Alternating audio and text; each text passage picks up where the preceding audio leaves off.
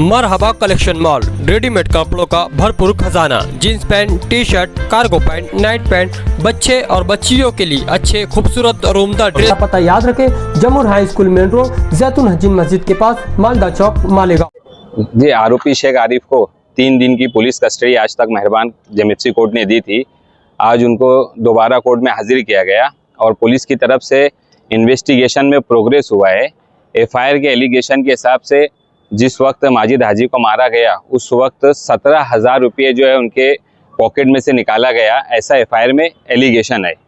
उसी तरीके से आज रिमांड रिपोर्ट में जो है इन्वेस्टिगेशन ऑफिसर ने बताया है कि जो फाइटर था जिससे अब्दुल माजिद पर हमला किया गया वो फाइटर भी पुलिस ने सीज किया है और जो 17,000 रुपये उनके जेब में से निकाले गए थे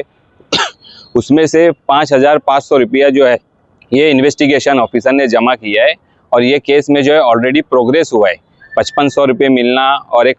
वेपन जो है वो जमा होना, तो इससे केस में प्रोग्रेस हुआ है। और पुलिस ने साथ ही साथ जो अब्दुल माजिद पे हमला हुआ था तो उसका जो मेडिकल सर्टिफिकेट इन्वेस्टिगेशन ऑफिसर को मिला है तो उसके अंदर ग्रीवियस सर्टिफिकेट ऐसा डॉक्टर ने लिख कर दिया है, जिसकी वजह से जो पहले एफआईआर में 394 पुराना आईपीसी का और 324 था,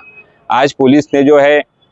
नई कलम बीएनएस का सेक्शन 311 जो पुराना आईपीसी का 397 है जिसमें